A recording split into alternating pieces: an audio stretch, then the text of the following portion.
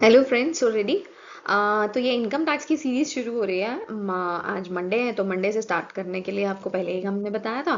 और देखो अब जो इनकम टैक्स पढ़ेंगे हम ये आपके एमकॉम में भी एप्लीकेबल है, एमबीए में भी जो लोग जिस यूनिवर्सिटी में ऑप्ट किया जाता है वहाँ पे भी इनकम टैक्स एप्लीकेबल है। ऐसे ही बीबीए में भी इनकम टैक्स है। कुछ यूनिवर्सिटी अप्लाई नहीं करती हैं कुछ, लेकिन कुछ यूनिवर्सिटी इस सब्जेक्ट को ऑप्ट करती हैं। बहुत इंटरेस्टिंग सब्जेक्ट है, थोड़ा सा टफ है क्योंकि बहुत सारे रूल्स हो जाते हैं, बहुत सारे सेक्शंस हो जाते हैं, तो थोड़ा टफ हो जाता है। बट कोई बात नहीं, इसको इजी मैं बना दूंगी, डोंट वरी। बस साथ साथ करना, प्रैक्टिस करना अच्छी तरह से। और जो बुक रेफर करी जाएगी वो इनकम टैक्स की बुक है by doctor H C Mehrotra. अब बहुत बेस्ट बुक है, अच्छी बुक है, ज़्यादा टिपिकल भी नहीं है, इजी टू गो है। तो चलो आज पे स्टार्ट करते हैं हम। ये देखो बुक का मेंशन भी है, India's largest selling book on taxation. सही बात है, बिल्कुल बहुत ज़्यादा अच्छी डिमांड में बुक है ये। और इसमें अमेंडमेंट्स टाइम टू टाइम करे जाते हैं। अब जो अमेंडमेंट्स किए गए हैं वो जून 2023 तक के करे गए हैं। तो ये 64th एडिशन है। एट प्रेजेंट जो हमारा असेसमेंट ईयर चल रहा है, असेसमेंट ईयर है 2023-24। तो असेसमेंट ईयर भी ध्यान में रखना, 64th एडिशन 2023-24। पुरानी बुक से काम नहीं चलेगा, तो इसलिए पुरानी बुक मत लेना, नई बुक लेकर चलना। ये देखो ये वाली बुक है, इसका स्टार्टिंग का जो फर्स्ट पेज है वो आपको ये मिलेगा। इसके पब्लिकेशन का नाम है Sahitya Bhawan publication Agra. And this book is written by doctor H C Mehrotra, इनके नाम से जानी जाती है, and with doctor S P Goyal also. तो आप इस बुक को रेफर करो, बहुत सही बुक है, नो प्रॉब्लम। तो ये इसका कंटेंट है, इसमें चैप्टर्स गिवन है, 18 चैप्टर्स तो ये हैं। और उसके बाद जो है वो नेक्स्ट स्लाइड में आपको दिख रहे हैं, तो 35 चैप्टर्स टोटल इस बुक के अंदर हैं। तो यहाँ पर जो आपका मेन आता है तो वो 35 कुछ यूनिवर्सिटीज के अंदर सिलेबस में मेंशन्ड है। बट ऐसा कुछ नहीं कि डायरेक्टली 35 ही आते हैं। मेन यहाँ तक आपके चैप्टर्स हैं 27, उसके बाद लेकर चलें तो हम 32, 32 तक, 31-32 तक मेन आपके चैप्टर्स आते हैं। नहीं तो कई यूनिवर्सिटीज के चैप्टर्स जो हैं वो 31 है। If you go for MDU then MDU में 31 चैप्टर्स आते हैं। और 31 भी ऐसे हैं कि कुछ सेमेस्टर के अकॉर्डिंग डिवाइडेड है, सेमेस्टर 1 में, सेमेस्टर 2 में। तो टोटल 31 चैप्टर्स जो हैं ये आपको करने हैं। कुछ ऐसे ही निकल जाएंगे, ज़रूरत नहीं पड़ेगी उनको ज़्यादा ध्यान देने की, क्योंकि उसमें से ऐसा क्वेश्चन पर्टिकुलर नहीं आता। तो हम क्योंकि हमने पेपर अटेम्प्ट करना है तो हम उस पेपर के अकॉर्डिंग भी क्वेश्चंस को करके चलेंगे। चलो अब स्टार्ट करते हैं। ये हमारा फर्स्ट चैप्टर है। चैप्टर है का नाम है income tax introduction and important definition. तो इसमें आपको पता चलेगा इनकम टैक्स होता क्या है और उसके कुछ इंपॉर्टेंट डेफिनेशंस हैं, विद सेक्शन मेंशन की हुई हैं। कुछ चीज़ें इसमें बेसिक भी दे रखी हैं, बट सेमेस्टर वाइज चलेंगे तो इस सेमेस्टर में उनकी लर्न करने की ज़रूरत नहीं है, बट उसको ओवरव्यू जस्ट दिया जाएगा। अब यहाँ पर इनकम टैक्स होता क्या है, देखो इनकम टैक्स को डायरेक्ट टैक्स बोलते हैं। आप अगर पिछली वीडियोस देखो तो उसमें मैंने डिस्क्राइब कर रखा है कि दो तरह के टैक्सेस होते हैं, डायरेक्ट एंड इनडायरेक्ट। तो डायरेक्ट टैक्स जो होता है वो डायरेक्टली हम अपना कंज्यूमर जिसके ऊपर भी लगाया जाता है ना, वो डायरेक्टली उस टैक्स को पे करता है। और इनडायरेक्ट टैक्स क्या होता है, जिस लगाने वाली एंटिटी को इनडायरेक्ट फॉर्म में कहीं ना कहीं पे किया जाता है। देखो हम बाहर खाना खाकर आए, बाहर खाना खाने पर हमने सर्विस टैक्स पे किया। वो जो सर्विस टैक्स है ना, वो जहाँ तो हमारी जेब से रहा है, लेकिन उसको हम गवर्नमेंट के पास डायरेक्टली डिपॉजिट नहीं करा रहे। मतलब लगाने वाले, टैक्स लगाने वाले के पास हम डायरेक्टली डिपॉजिट नहीं करा रहे, लेकिन वो हमारी जेब से जा रहा है। और जो हमारे से सर्विस टैक्स चार्ज कर रहा है, अब वो गवर्नमेंट को पे कर रहा है। तो जब ये इनडायरेक्ट फॉर्म में जाता है तो उसको इनडायरेक्ट टैक्स बोलते हैं। और जब डायरेक्टली मैंने अपनी इनकम कमाई और मैंने अपनी इनकम पर जब टैक्स पे किया ना, तो उसको मैं ही पे करूंगी। तो लगाने वाला जब डायरेक्टली जिसके ऊपर लग रहा है वो पे कर देगा, तो that is called direct tax. तो इसलिए इनकम टैक्स जो है, क्योंकि मैंने इनकम कमाई है तो मैं ही टैक्स पे करूंगी, तो this that is why income tax is called a direct tax. अब इसमें बहुत सारी पावर्स अलग अलग पर्सन को दी गई हैं, गवर्नमेंट ने दी हैं, ये सब बेसिक है। फिर एक टॉपिक आता है कहीं ना कहीं, who is liable to pay tax. देखो ये वाला जो टॉपिक है ना, who is liable to pay tax. अब यहाँ पर मेन आता है, every person whose taxable income for the previous financial year exceeds the minimum taxable limit is liable to pay income tax during the current financial year on the income of the previous financial year at the rate applicable during the current financial year। देखो कोई भी ऐसा person जिसकी एक limit दी गई है, एक limit define करी है, वो भी प्रीवियस वीडियोस में मैंने आपको बताई है, आप एक बार चेक करो। नहीं भी याद हो तो अभी आने वाली सीरीज के अंदर सब आपको क्लियर होगा कि कितनी लिमिट है। तो अलग अलग पर्सन के अकॉर्डिंग अलग अलग लिमिट्स दी गई है, सीनियर सिटीजन के अकॉर्डिंग, सुपर सीनियर सिटीजन के अकॉर्डिंग, इंडिविजुअल, HUF, सबके अकॉर्डिंग अलग अलग कहीं ना कहीं लिमिट्स हैं।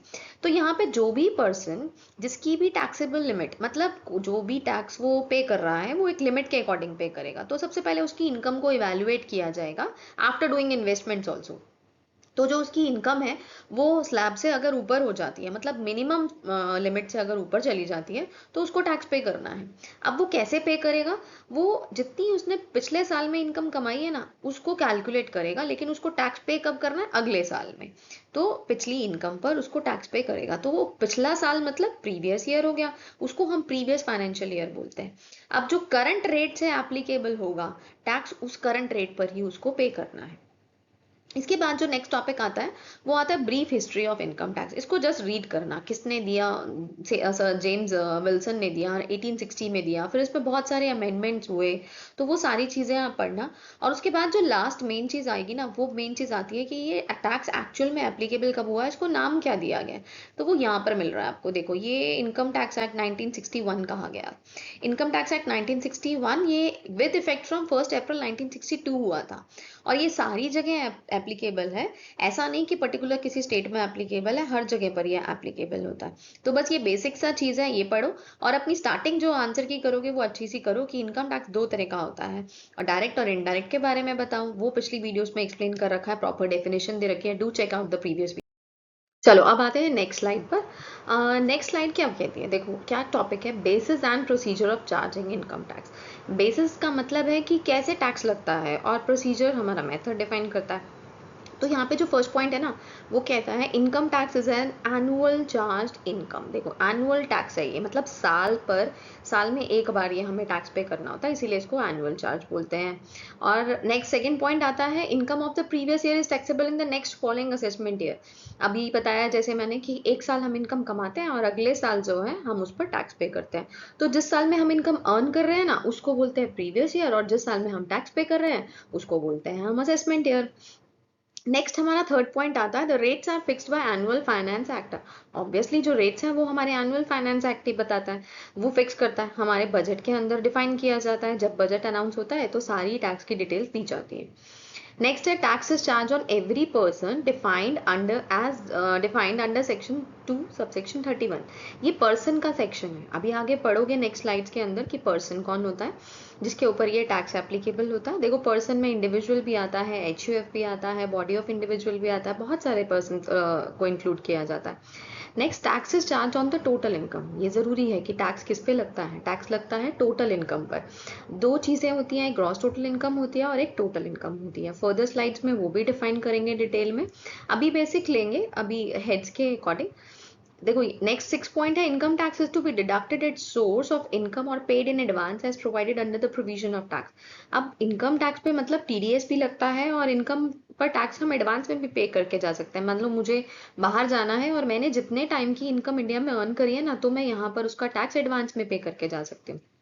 नेक्स्ट ईयर का भी अगर मेरा हो, कोई भी इनकम मेरी बन रही हो, तो मैं मान लो मैं बाहर जा रही हूँ अप्रैल मई में, तो इसका मतलब है कि 31 मार्च तक तो मेरा ईयर एंड हो गया। अब मैं अगर मई में जा रही हूँ, दैट मीन्स अप्रैल में 2 महीने या 1 महीना जो भी मेरी इनकम बनेगी, तो वो मैं उस पर टैक्स में एडवांस पे करके जा सकती हूँ, अगर मैं इसके बाद मई के बाद मैं फर्दर यहाँ पर नहीं आ रही तो। ये 6 पॉइंट्स हमारे बेसिस और प्रोसीजर के हैं। नेक्स्ट हमारा टॉपिक है कि टोटल इनकम को कंप्यूट कैसे किया जाता है। टोटल इनकम को कंप्यूट किया जाता है रेजिडेंशियल स्टेटस के बेसिस पर। अभी ये रेजिडेंशियल स्टेटस आगे फर्दर पढ़ेंगे नेक्स्ट चैप्टर्स के अंदर। देखो सबसे पहले ना 5 हेड्स हैं, ये 5 हेड्स जो है ना, ये मेन है 5 हेड्स ये वाले आपके। फर्स्ट हेड आता है income from salary. Income from salary का मतलब जो भी पर्सन सैलरी लेता है। अब ये सैलरी लेता है कैसे पता चलेगा? जिस पर्सन का भी एम्प्लॉयर एम्प्लॉय का रिलेशनशिप होगा उसको सैलरी मिलेगी, तो वो जो इनकम कमाएगा वो सैलरी हेड में जाएगा। एम्प्लॉयर एम्प्लॉय का मतलब बॉस और एम्प्लॉय का रिलेशनशिप होगा। सेकेंड हेड आता है income from house property. House property का मतलब आप घर, आपका आप खुद का घर है, आप उसमें रह रहे हो, लेकिन कुछ पोर्शन आपने किराए पर दे रखा है, तो वहां से जो आपकी इनकम अर्न हो रही है that will come in income from house property. या आपके 2 घर हैं, एक में आप खुद रह रहे हो और एक आपने कहीं ना कहीं लेट आउट कर रखा है, तो वो जो इनकम आएगी आपकी that will be under income from house property. Third head आता है हमारा profit and gains of business and profession. Profits और गेन्स सेम चीज, मतलब जो भी हम अपने बिजनेस से या हम अपने प्रोफेशन से, बिजनेस हम जो काम खुद कर रहे हैं उसमें हमारा प्रॉफिट हो रहा है, गेन हो रहा है या लॉसेस हो रहे हैं, इनको कैलकुलेट किया जाएगा। प्रोफेशन मीन्स कोई सीए है, डॉक्टर है, लॉयर है, तो ये प्रोफेशन है। तो उन्होंने प्रोफेशन से भी जो इनकम अर्न करी है ना, उनको कैटेगराइज किया जाएगा उनकी इनकम को, तो वो किस हेड में जाएगा, profit and gains from business and profession में। इसके बाद फोर्थ हेड हमारे पास आता है कैपिटल गेन्स। ये जो कैपिटल गेन्स है इसका मतलब कैपिटल पे कहीं ना कहीं अर्निंग हो। मान लो पर्सन के पास ज्वेलरी है, वुमेन्स ऑल प्रेफर करती हैं ज्वेलरी, तो वो ज्वेलरी का सेल एंड बिजनेस कर रहे हैं कहीं ना कहीं, तो वहां से उनको किसी तरह की अर्निंग हो रही है, तो वो कैपिटल गेन हुआ। आप बाहर जाते हो, बुलियंस लाते हो, डॉलर्स लाते हो, तो कहीं ना कहीं उनसे आपको कहीं प्रॉफिट हो रहा है। आप रेजिडेंशियल प्लॉट को कन्वर्ट कर देते हो किसी और चीज के अंदर, तो वहां से आपको कैपिटल गेन हो रहा है। अब ये तो चार हेड्स बहुत आराम से आपको समझ आ गए, लेकिन जो पांचवा हेड है that is from other sources. अब ये अदर सोर्सेज का क्या मतलब हुआ? अदर सोर्सेज में आता है कि जिस चीज के बारे में हमें पता ही नहीं चल रहा कि ये कहाँ से हमारा सोर्स आया। देखो suppose I am a teacher, ठीक है, मैं एक टीचर हूँ, और मैं टीचर हूँ तो मैं पढ़ा रही हूँ, मतलब किसी स्कूल में, किसी कॉलेज में कहीं जॉब कर रही हूँ, तो मेरे पास पैसे आ गए, मुझे मंथली सैलरी मिलती है। अब मंथली सैलरी मिलती है तो मैं तो उसको सैलरी हेड में डालूंगी क्योंकि मंथली सैलरी मिल रही है। बट आपको पता है एक्स्ट्रा एग्जाम पेपर चेकिंग होती है, एग्जाम ड्यूटीज होती हैं। अब ये जो एग्जाम ड्यूटीज हैं या एक्स्ट्रा पेपर चेकिंग है, ये कहाँ पर जाएगा? ये तो किसी सोर्स में नहीं, किसी रिलेशनशिप में नहीं आ रहा ना। I am not getting that remuneration from my boss, I am not getting paper checking remuneration from my boss. वो तो मुझे कहीं ना कहीं बाहर किसी बोर्ड से या किसी यूनिवर्सिटी से मिल रहा है। तो ये जो चीजें हैं ये जाएगी हमारी अदर सोर्सेज में। और सिंपल एग्जाम्पल लूँ तो कहीं रेस्टोरेंट में खाना खाने जाते हो और रेस्टोरेंट में खाना खाने पर एक टिप टिप देते हो, टिप, ठीक है। वो टिप क्या होती है आपकी? टिप इज आपका जो कहते हो ना कि बहुत अच्छी सर्विस करी यार, तो खाना खाने के लिए हमने क्या कर दिया, टिप दे दी। तो वो जो टिप हमने दी है वो भी उस पर्सन की एम्प्लॉयर से नहीं मिल रही है, वो उसको कहाँ से मिल रही है, उसने सर्विस अच्छी करी इसलिए आपने खुश होकर उसको टिप दे दी। तो that this tip is called other sources की इनकम है, ये भी, ये आपकी उसमें नहीं आएगी। ठीक है, होप यहाँ तक आपको क्लियर होगा। उसके बाद आपके पास कैसे कैलकुलेट करी जाती है टोटल इनकम। देखो यहाँ पर टोटल इनकम को कैलकुलेट करने का फॉर्मूला मेथड बताया हुआ है। वैसे ये अगर एमडीयू से पढ़ रहे हो, बीकॉम पास या बीकॉम ऑनर्स में, या तो ये अगले सेमेस्टर के अंदर आएगा। बीबीए में ये नेक्स्ट सेमेस्टर में आपका सब्जेक्ट होगा कहीं ना कहीं। तो ये total income of assessee. Assessee ये कौन है? असेसी वो पर्सन है जिसको टैक्स पे करना है, who is liable to pay tax is known as assessee. सबसे पहला है classify income under the each of above 5 heads. देखो 5 हेड्स में सबसे पहले तो इनकम निकाल लो। उन पांचों हेड्स में से जो अमाउंट डिडक्ट होता है, सपोज किसी भी तरह की इन्वेस्टमेंट आपने कर रखी है, तो वो जिस हेड की है ना उसी हेड में से पहले माइनस कर दो। उसके बाद जो अमाउंट बचा, जो भी अमाउंट आपका बच रहा है, उस पर हम टैक्स कैलकुलेट करेंगे। लेकिन वो क्या कहलाएगा? जो अमाउंट हमारा 5 हेड से निकल के आएगा उसको हम बोलेंगे ग्रॉस टोटल इनकम। अब इस ग्रॉस टोटल इनकम में से हमें यहाँ पर सेक्शन मेंशन करें 80C से लेकर 80U तक। इन 80C से लेकर 80U तक अलग अलग डिडक्शंस मेंशन कर रखी हैं। उन डिडक्शन, सपोज मैंने फिक्स डिपॉजिट कराया, अब फिक्स डिपॉजिट कराया तो कराने पर तो कोई दिक्कत नहीं, आपने कराया तो इसका मतलब आपको डिडक्शन मिल जाएगी।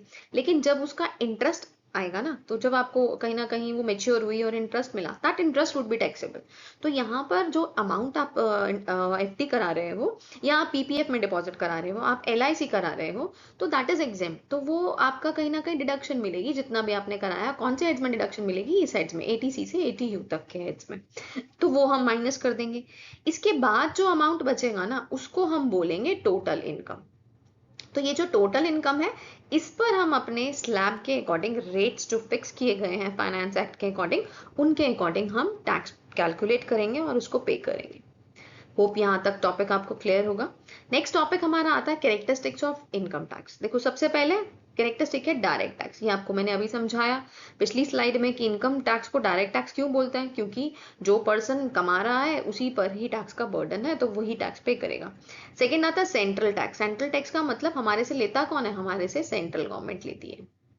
नेक्स्ट है टैक्स ऑन टोटल इनकम। ये देखो, ये अभी ऊपर कैलकुलेट किया था, ऊपर आपको ये मेथड्स बताए सारे कि टैक्स जो है वो टोटल इनकम पर लगता है।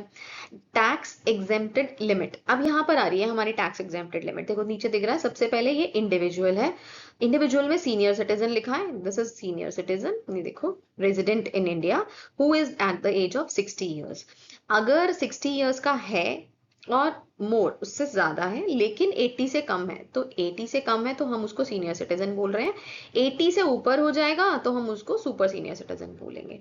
तो यहाँ पर जो हमारा इंडिविजुअल सीनियर सिटीजन की कैटेगरी में आता है, that is the person who is above the age of at least age of 60 और more than 60 years but less than 80 years, is known as senior citizen. ना उसकी टैक्स लिमिट जो है ना, प्रीवियस ईयर में वो 3 लाख की इनकम को कैलकुलेट किया गया। किसी भी टाइम पर उसकी अगर इनकम 3 लाख है तो that means he is exempted from tax. 3 lakh तक अगर वो कमा रहा है तो उस पर कोई टैक्स नहीं लगेगा। तो ये वो लिमिट है, मिनिमम लिमिट, जिसको अभी हमने करा था who is liable to pay tax. तो इससे अगर ज्यादा वो कमाएगा ना, 3 लाख से 3 लाख 10 हजार हो गए तो 10 हजार पर वो टैक्स पे करेगा। ऐसे ही सुपर सीनियर सिटीजन जिनकी एज 80 ईयर से अबव है, तो उनके लिए जो है any time during the previous year अगर उन्होंने 5 लाख रुपए कमाए, तो पिछले साल में 5 लाख रुपए अगर कमा लेते हो किसी भी टाइम पर, तो उनको टैक्स पे करना। तो होप है यहाँ तक, इस स्लाइड तक आपको सारी चीजें क्लियर होंगी। जब भी बच्चे कहीं डाउट आए तो डू कमेंट, कहीं ना कहीं कमेंट सेक्शन में मेंशन करो किस चीज में डाउट है। I will definitely explain it again to you. चलो, अब हमने ना इंडिविजुअल का पढ़ा, individual was our first category. अब इंडिविजुअल जो है उसके अंदर हमने दो कैटेगरी में पढ़ा, ए बी एंड ए में पढ़ा सीनियर सिटीजन, बी में पढ़ा हमने सुपर सीनियर सिटीजन। अब ये सी कैटेगरी है, सी कैटेगरी के अंदर हम लेकर चल रहे हैं तो अदर इंडिविजुअल्स को ले रहे हैं। ये जो अदर इंडिविजुअल्स है, इनके अंदर अदर इंडिविजुअल्स में individuals, HUF, association of person, body of individuals, कोई भी आ सकता है। इनकी जो लिमिट है वो है 2,50,000, मतलब 2.5 लाख तक अगर इन्होंने कमाया तो वो एग्जेम्प्ट है, उन पे कोई टैक्स पे नहीं करना। फर्म, कंपनीज, लोकल बॉडीज, उनकी लिमिट निल है। नेक्स्ट हमारा फिफ्थ पॉइंट आता है progressive tax rate. Progressive tax rate का मीनिंग मैंने बहुत अच्छे से प्रीवियस वीडियोस के अंदर जो है एक्सप्लेन कर रखा है, आप उनको चेक करो, मीनिंग जरूर लिखना है यहाँ पर। आप प्रोग्रेसिव रेट होता क्या है वैसे, जिसने ज्यादा कमाया, जिस पर ज्यादा बर्डन है, उस पर ज्यादा टैक्स पे करना है, तो वो चेंज होता रहता है। Next is surcharge. Surcharge is impose on the amount of income tax. तो जितना भी हमने इनकम टैक्स निकाला ना, उस पर हमें सरचार्ज पे करना है। ये आपकी अलग अलग कैटेगरीज के अकॉर्डिंग आपको यहाँ पर मेंशन कर रखा है कितना सरचार्ज हमें पे करना है, तो ये आप लर्न कर सकते हो। नेक्स्ट है health and education cess. Health and education cess का रेट लर्न करो, 4% जो है आपको टोटल इनकम पर पे करना है। ये चीज, ये पॉइंट्स जो सरचार्ज के हैं, हेल्थ एंड एजुकेशन है, ये अभी आने के नहीं है, ये आपके नेक्स्ट जो चैप्टर्स है ना, मतलब नेक्स्ट सेमेस्टर के जो चैप्टर्स हैं उनमें ज्यादा यूजफुल होंगे। बट अगर किसी को MCQs फॉर्म में पेपर प्रिपेयर करना है तो वो यहाँ से लर्न कर सकते हैं कि हेल्थ एंड एजुकेशन सेस जो है एट प्रेजेंट 4% किया हुआ है, और किस पे लगता है, वो टोटल इनकम पर लगता है। टैक्स बर्डन, टैक्स बर्डन जो है वो टैक्स इंपोज किया जाता है प्रोग्रेसिव रेट पर। प्रोग्रेसिव रेट हमने अभी डिस्कस किया, और किस पर लगता है, जो भी इनकम जो है इंडिविजुअल की, HUF की, मतलब जो उसके पास ज्यादा पैसा है उसको ज्यादा टैक्स बर्डन है, जिसके पास कम पैसा है उसके पास, जिसकी अर्निंग कम है उसको कम टैक्स पे करना है, उसका बर्डन उतना ही कम है। नेक्स्ट आता है एडमिनिस्ट्रेशन। अब टैक्स लगाता कौन है, लगाने वाला और रिकवर करने वाला, तो हमारा वो central board of direct tax है। देखो CBDT बोलते हैं इसको, central board of direct taxes. तो जब हम central board of direct taxes की बात करते हैं, इन शॉर्ट हम इसको CBDT बोल देते हैं। तो ये हमारे पास लगाने वाला भी और इम्पोज करने वाला भी, ये हमारा central board of direct tax होता है। नेक्स्ट हमारा पॉइंट आता है, point number 10, allocation of amount of income tax.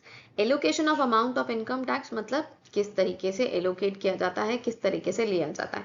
देखो, टोटल इनकम ऑफ टैक्स जो है वो रिकवर किया गवर्नमेंट ने। अब गवर्नमेंट जो है उसको एलोकेट कर रही है किसके बीच में, सेंट्रल गवर्नमेंट और स्टेट गवर्नमेंट के बीच में। कैसे करेगी वो, उस फाइनेंस कमीशन के अकॉर्डिंग करेगी, जितना भी फाइनेंस कमीशन ने कहीं ना कहीं फिक्स कर रखा होगा। अब स्टेट गवर्नमेंट जो है वो ऐसा नहीं कि बिल्कुल सब कुछ कर देती है, लेकिन उसको कैलकुलेट करना होता है, उसको इनकम लेना होता है किसकी, रिकवर हुई कंपनीज की, फिर उसमें अमाउंट ऑफ सरचार्ज देखना होता है, हेल्थ एंड एजुकेशन सेस देखना होता है। बट मेन बात ये कि रिकवर कौन करता है, गवर्नमेंट रिकवर करती है, और उसके बाद उसको एलोकेट किया जाता है कि कितना सेंट्रल गवर्नमेंट के पास जाएगा, कितना स्टेट गवर्नमेंट के पास जाएगा। And that is also on the recommendation of finance commission. इसके बाद हमारे पास टैक्स रेट्स हैं जो एप्लीकेबल किए गए हैं इस असेसमेंट ईयर में। आपको करंट असेसमेंट ईयर के ही लेकर चल रहे हैं, प्रीवियस ईयर तो गया, नेक्स्ट हम अगले साल की, इस साल की हम इनकम कैलकुलेट कर रहे हैं तो हम अगले साल पर टैक्स पे करेंगे। तो अब जो हमारा असेसमेंट ईयर है वो है 2023-24। अब यहाँ पर जो रेट्स गिवन है वो ये हैं रेट्स, देखो। Excluding short-term capital gains specified in section 111A, long-term capital gains winning from lotteries, crossword puzzle, races, etc. पहले 3 लाख सीनियर सिटीजन की कैटेगरी है, पहले 3 लाख हमने पढ़ी कि नील, मतलब कोई टैक्स पे नहीं करना। नेक्स्ट 2 लाख तक, अगर मान लो 3 लाख से 3.5 लाख हो गई तो मतलब 50,000 पे उसको कितना टैक्स पे करना है? 5% टैक्स पे करना है उसको। ये देखो, ये 5%। अगर उसकी इनकम और 5 लाख तक, नेक्स्ट और बढ़ गई उसकी इनकम 5 लाख तक हो गई तो नेक्स्ट 5 लाख पर उसको 20% टैक्स पे करना है। इसी तरह से ये रेट्स हैं आपके इंडिविजुअल के। इंडिविजुअल जो सुपर सीनियर सिटीजन है उसमें मिनिमम लिमिट जो है वो 5 लाख की है कि 5 लाख तक कोई टैक्स पे नहीं करना, नेक्स्ट 5 लाख पर 20% करना और जो बैलेंस बचेगा उस पर 30% करना। तो होप ये भी आपको क्लियर हो गया होगा। चलो अब आते हैं नेक्स्ट स्लाइड पर। पिछली स्लाइड से आपको सब क्लियर होगा। नेक्स्ट जो है वो है सी कैटेगरी में other individuals. Other individuals HUF, AOP, BOI मतलब Hindu undivided family, association of person, body of individuals. यहाँ पर 2.5 लाख से शुरू है, 2.5 लाख मिनिमम लिमिट है तो वहाँ पर कोई टैक्स पे नहीं करना। उसके ऊपर 2.5 लाख, नेक्स्ट 2.5 लाख पर जो है वो 5% पे करना है। अगले 5 लाख पर जो है 20% पे करना और जो बैलेंस बचेगा उस पर 30% पे करना है। नेक्स्ट ये नया इनकम टैक्स का रिजीम दिया हुआ है, या तो ऊपर वाले स्लैब के अकॉर्डिंग पे करो या फिर इस नए स्लैब के अकॉर्डिंग पे करो। दैट डिपेंड्स कि आपको किस तरह से पे करना है, ये जस्ट आपको रीड आउट करना है। उसके बाद नीचे है स्पेशल रेट्स। स्पेशल रेट्स में specified income tax charge on the specified flat rate. यहाँ पर शॉर्ट टर्म कैपिटल गेन है जो कि स्पेसिफाइड होगा सेक्शन 111A में, इस पर 15% टैक्स लगेगा। लॉन्ग टर्म कैपिटल गेन है तो 20% लगेगा। Gains from listed shares without indexing the cost of acquisition तो 10% लगेगा। Long term capital gain 112A है तो 10%, winning from lottery, crossword puzzle है तो 30%। ये वाला जो टॉपिक है ये हमें कैपिटल गेन के अंदर डिटेल में पढ़ना है तो वहां पर हम इसको लेकर चलेंगे। बाकी जो टैक्स की रेट्स आप पढ़ रहे हो इसको सिंपल पढ़ के जाओ। ये एप्लीकेबल जो है वो नेक्स्ट सेमेस्टर के अकॉर्डिंग होगी जब आप असेसमेंट ऑफ इंडिविजुअल निकालोगे। तो अभी इतना ज्यादा डरने की जरूरत नहीं है, कंफ्यूज होने की जरूरत नहीं है। अब नेक्स्ट है हमारा फर्म। देखो फर्म के भी हमारे पास स्पेसिफाइड रेट है तो इसको भी जस्ट पढ़ लेना क्योंकि ये भी आपको करना तो फर्म की कैटेगरी में है, तो जब असेसमेंट ऑफ फर्म पढ़ेंगे तब इनको पढ़ेंगे। तो अभी फिलहाल हमने इनका कुछ नहीं करना। अब ये इंपॉर्टेंट चीजें हैं हमारी जो हमें पढ़ के रखनी है, that is the important definition. इनमें से क्वेश्चन आ जाता है। MDU में पढ़ते हो तो BCom पास करो या ऑनर्स कर रहे हो तो बेसिकली इस पर क्वेश्चन डिटेल में आता है, मतलब 16 मार्क्स का क्वेश्चन आ जाता है। इन यहाँ पर जो अलग अलग डेफिनेशन दे रखी हैं।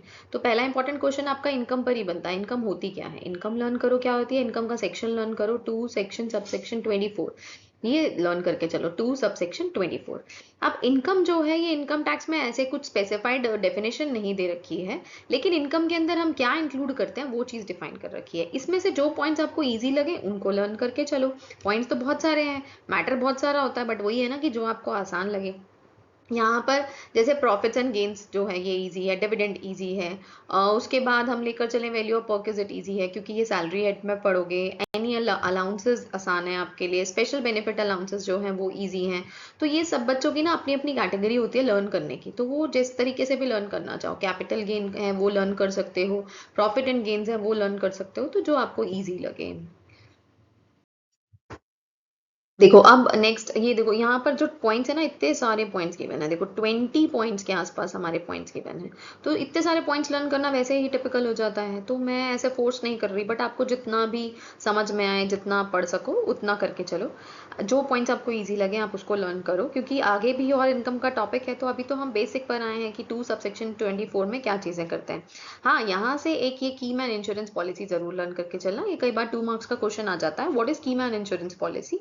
की मैन इंश्योरेंस पॉलिसी क्या होती है? बेसिकली ये ना प्रीमियम एम्प्लॉयर होता है हमारा एम्प्लॉयर। तो एम्प्लॉयर अपने एम्प्लॉय की लाइफ पे ना कहीं पॉलिसी प्रिपेयर करता है, ले लेता है, और प्रीमियम हमारा एम्प्लॉयर ही पे कर रहा है। अब देखो जो बहुत इंपॉर्टेंट पर्सन होते हैं ना, जिनको चाहता नहीं कि एम्प्लॉयर चला जाए, तो वो उनकी कहीं ना कहीं कह लो कि पॉलिसी कराता है जिसका प्रीमियम एम्प्लॉयर पे करता है और जो लाइफ इंश्योर्ड हो रही है ना, वो लाइफ इंश्योर्ड एम्प्लॉय की हो रही है। जो बेनिफिट मिलेगा कहीं ना कहीं, वो बेनिफिट क्लेम करने वाला कौन है? वो क्लेम करने वाला आपका एम्प्लॉयर है। तो ये ध्यान में रख के चलना, प्राइवेटली कहीं ना कहीं किया जाता है। दैट इज सिर्फ ये लगाओ कि बिजनेस एंड प्रोफेशन के हेड में जाएगा, तो उसको हम लेकर चलते हैं। तो यहाँ से की मैन इंश्योरेंस पॉलिसी करके चलना। इसके बाद नेक्स्ट हमारा टॉपिक आता है concept of income. Concept of income के अंदर हम कहीं ना कहीं पढ़ेंगे कि हमारी चीजें कैसे डिफाइन। चलो अब देखो, यहाँ पर जो हम बात कर रहे थे ना कंसेप्ट ऑफ इनकम की, तो हमारे पास यहाँ पर है इनकम के अंदर क्या क्या चीजें। ये हमने 5 हेड्स पढ़े हैं ना, तो पांचों हेड्स के नाम यहाँ पर दे रखे हैं हमें।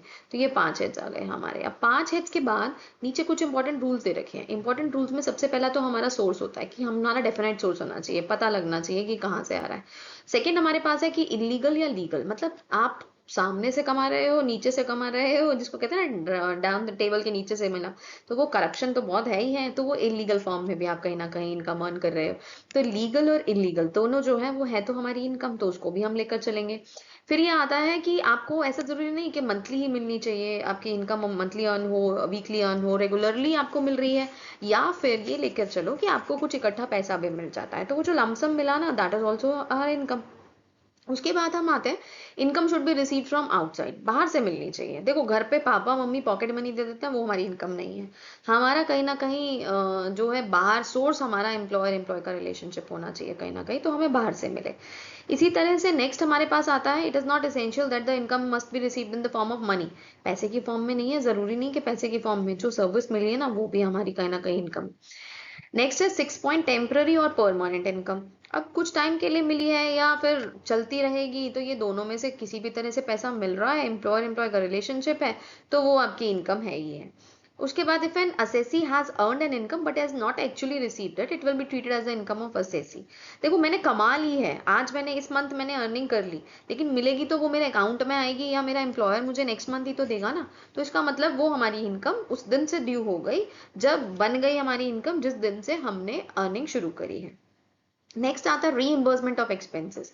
आपने जितना खर्चा किया ना, यहाँ से मान लो आप अपने ऑफिस से जो है अपने क्लाइंट को घुमाने के लिए किसी रेस्टोरेंट में गए, वहां पे आपने खाया पिया, गाड़ी का किराया दिया, तो वो आपको आपका एम्प्लॉयर वापस दे देगा। तो ऐसा नहीं है कि आप वो आपका इनकम हो गई है, नहीं, वो तो आपका खर्चा है। तो दैट इज, आपने खर्च किया तो आपको वो मिल रहा है, तो that is not our income, वो रीइंबर्समेंट हो रहा है हमारे खर्चे का। नेक्स्ट आता है रिसिप्ट ऑफ इनकम, धर्मादा गौशाला इज नॉट इनकम। धर्मशाला में जो हम देकर आते हैं, दान में जो हम देकर आते हैं, गौशाला में हम देकर आते हैं, वो हमारा खर्चा है, दैट इज नॉट इनकम। और जो उनको मिल रही है, मतलब गौशाला वगैरह को जो पैसे मिल रहे हैं, तो उसको हम रिसिप्ट ऑफ कहीं ना कहीं इनकम में नहीं, वो ट्रस्ट की फॉर्म में कहीं चलते हैं। Next is pin money. Pin money क्या है? आपके मतलब मान लो हस्बैंड वाइफ में, हस्बैंड ने कुछ पैसे दिए घर के खर्च के लिए वाइफ को।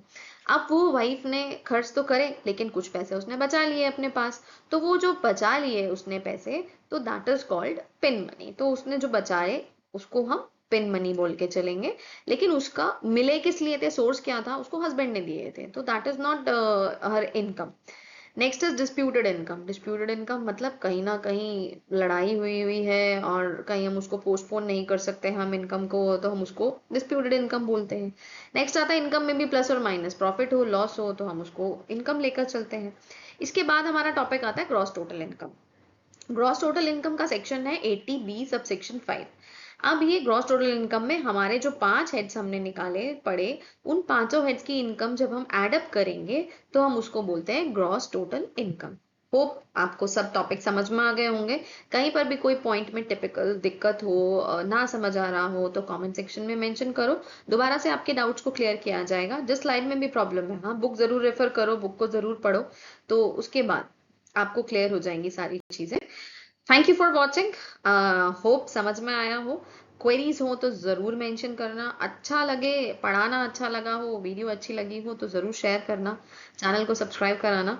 ऐसे ही सीरीज चलती रहेगी। अभी तो थोड़ा सा ही पढ़ा है, नेक्स्ट सीरीज के लिए कल जो है वेट करो, और उसके बाद फिर दोबारा मिलते हैं हम। Bye bye, have a nice day.